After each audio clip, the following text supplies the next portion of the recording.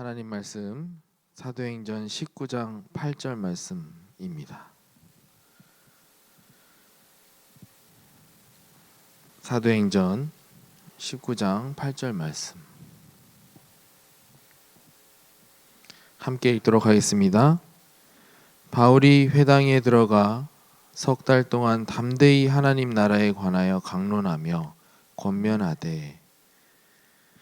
아멘. 렘넌트들은 조금만 집중해도 굉장한 효과가 있습니다. 이것이 그냥 단순히 렘넌트들에게만 전달되어지는 메시지라고 들으시면 은혜 다 놓치니까요. 정말 나에게 적용되는 말씀으로 오늘 인도받으시길 바랍니다. 여러분이 조금만 집중해도 굉장한 효과가 있습니다. 공부에 집중한다면 성정의 효과가 나오겠죠. 또 운동에 집중한다면 실력의 효과가 나타나겠죠. 이것 말고도 다른 것에 집중하게 된다면, 무언가 한 가지에 집중하게 된다면 반드시 효과가 일어나게 되어 있습니다. 그렇다면 뇌를 살리는 집중 기도를 하게 된다면 나의 영혼이 살아나고 몸도 살아납니다. 그래서 렘넌트는 구원받았기 때문에, 우리는 구원받았기 때문에 하나님을 향해 기도만 시작해도 뇌가 살아나게 되어 있어요. 이 하나님의 능력이라는 것은요, 진짜 우리가 상상 이상입니다. 그 하나님의 능력, 그 하나님의 능력을 위해서 우리가 기도를 하게 된다면 우리에게 하나님의 능력이 우리에게도 임하게 될 줄 믿습니다. 그리고 우리가 집중 기도를 누린다면 반드시 하나님의 능력이 임하기 때문에 우리가 능력자로 바뀔 것입니다. 여기에서 렘넌트와 TCK의 길이 보이게 되어 있습니다. 이것이 무슨 말이냐면, 렘넌트가 살아나고 우리가 살아나면 우리를 통해서 TCK 다민족을 살리는 길이 보인다는 이야기입니다. 그래서 하나님께서는 우리에게 남은 자, 이 말은 복음을 가진 자, 이렇게 이야기가 될 수 있습니다. 또 남는 자, 이것은 능력을 갖추는 자, 그리고 남을 자, 문화를 정복한다는 얘기입니다.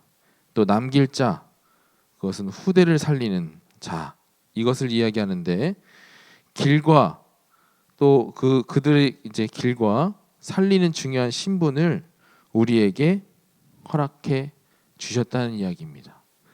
그래서 우리의 신분은 다민족과 TCK들을 살리는 그러한 신분 속에 있는 것입니다. 그래서 렘넌트는 이것을 가지고 아무것도 없고 아무도 도와줄 수 없는 그 nothing과 nobody의 길을 가는 것입니다. 이것이 하나님의 약속이에요. 하나님께서는 요셉을 우리가 확인해 볼 수가 있는데요. 요셉은 아무것도 없었고 또 아무도 도와줄 수 없는 그 환경 속에 인도받았습니다. 무엇만 가져갔냐면 지금 이 언약만 붙잡고 가게 된 겁니다. 이 언약을 붙잡으니까요, 어떠한 환경과 상황 속에서도 흔들리지 않고 하나님과 함께함을 누리면서 살아가게 되었던 겁니다. 그래서 결국에는 요셉을 통해서 정말 애굽을 살리는 그러한 역사가 일어나잖아요.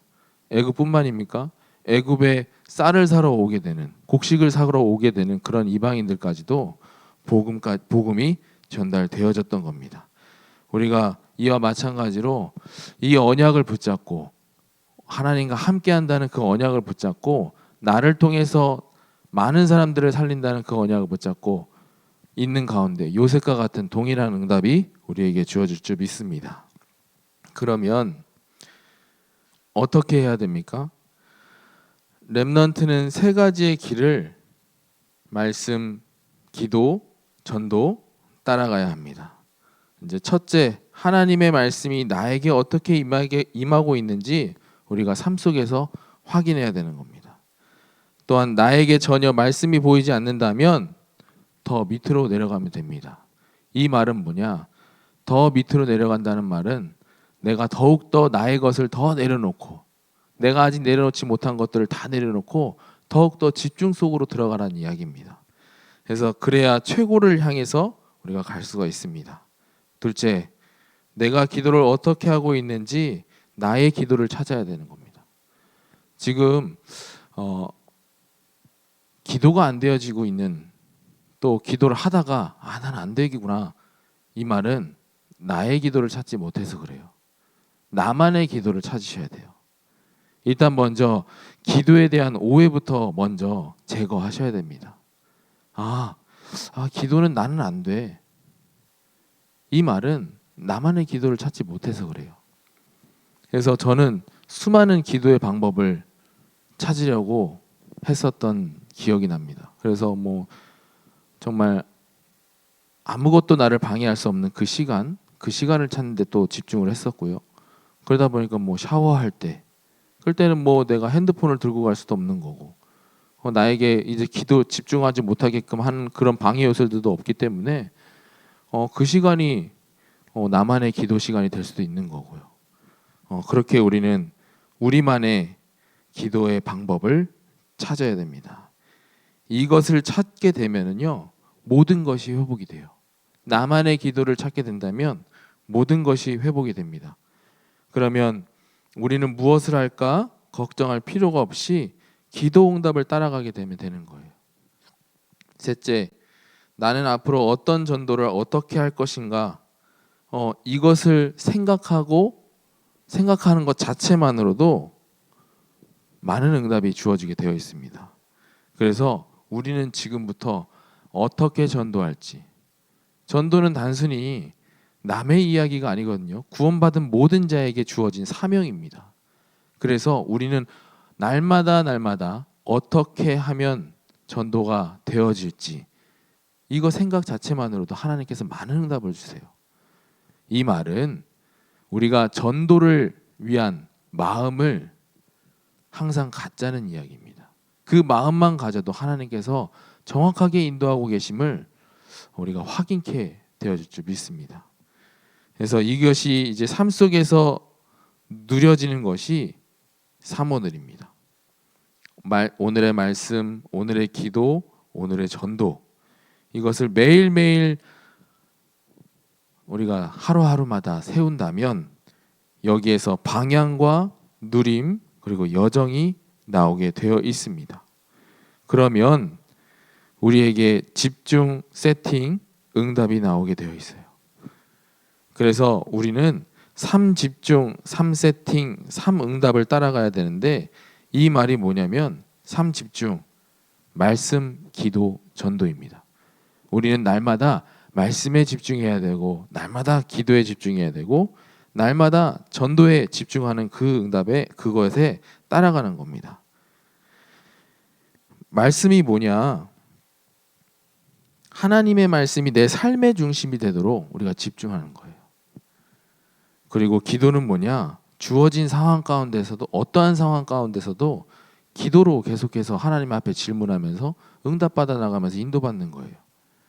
전도는 뭐냐? 아까 말씀드렸다시피 나에게는 어떠한 전도가 이루어질까?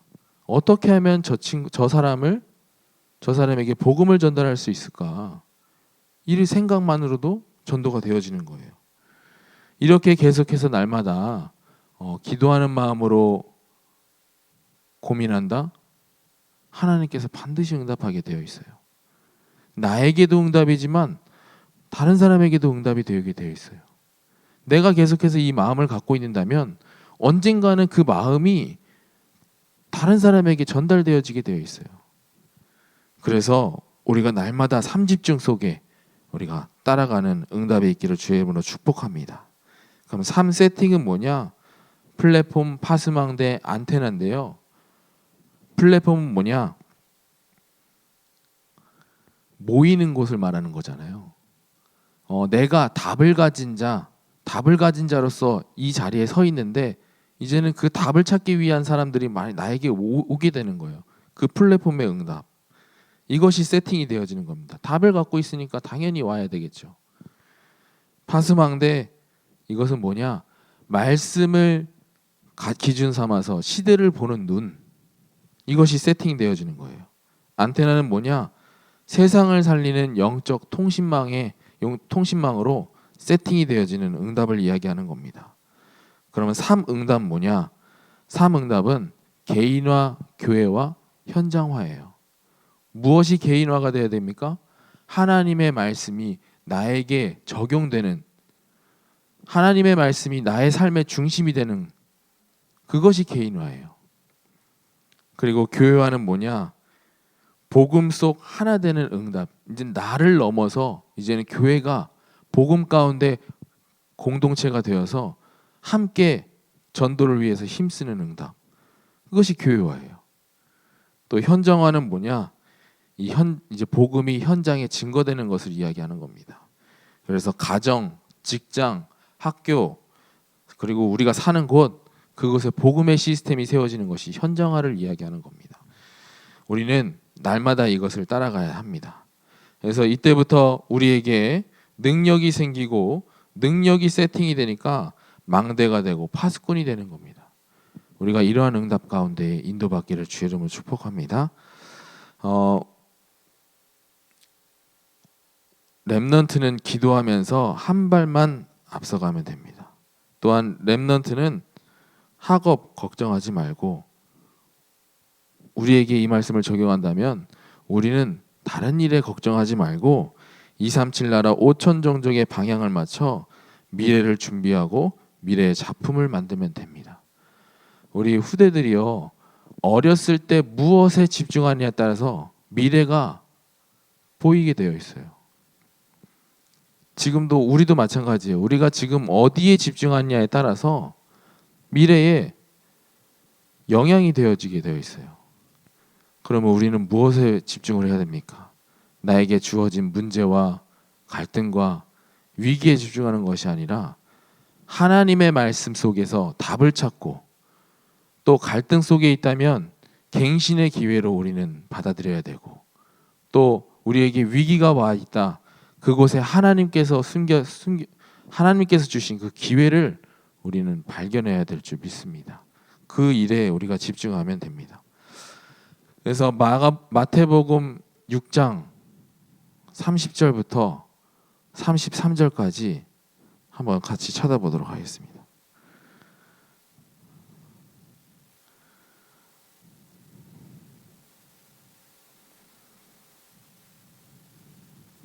우리가 무슨 일에 집중해야 됩니까?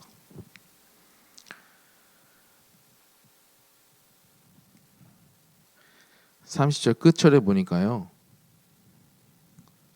믿음이 작은 자들아 그랬어요. 31절, 그러므로 염려하여 이르기를 무엇을 먹을까, 무엇을 마실까, 무엇을 입을까 하지 말라. 이는 다 이방인들이 구하는 것이라. 너희 하늘 아버지께서 이 모든 것이 너희에게 있어야 할 줄을 아시느니라.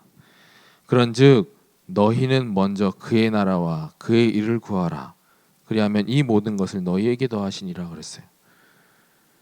그러면 우리는 어디에 집중해야 됩니까? 우리는 믿음이 작은 자가 되지 마시기를 바랍니다. 우리는 하나님의 능력을 믿고, 우리는 무엇에 집중하냐? 그의 나라와 그의 일을 구하는 곳에 집중하기만 하면 됩니다. 그럼 우리에게 주어진 문제, 갈등, 위기, 이것들은 하나님께서 이미 우리에게 무엇이 필요한지 아시기 때문에 다 해결하고도 남음이 있는 응답으로 우리에게 응답하여 주실 줄 믿습니다. 그래서 우리 후대들에게도 다른 것이 다른 것이 집중되어지게끔 하는 것이 아니라 오직 복음에 집중하게 진두정하게 이제 교육해서 정말 미래의 응답으로 미래의 시대를 살리는 그러한 렘넌트로 후대들로 키워 나가야 될 줄 믿습니다. 그 일에 쓰임 받는 우리 늘좋은 교회 공동체가 되기를 주의 이름으로 축복합니다. 기도하겠습니다. 살아계신 하나님, 우리가 오로지 하나님 말씀 가운데 집중하게 하시고, 오늘 하루도 기도로 모든 상황 가운데 기도로 하나님께 질문하며 응답받아 나가는 복된 하루가 될 수 있도록 인도하여 주옵소서. 이제는 하나님께서 주신 그 사명을 감당하는 일에 집중할 수 있도록 하나님 인도하여 주시고, 정말 그의 하나님의 나라와 하나님의 의를 구하는 우리 멋진 하나님의 자녀들로 인도받을 수 있도록 축복하여 주옵소서. 살아계신 주 예수 그리스도의 이름으로 기도드렸습니다. 아멘.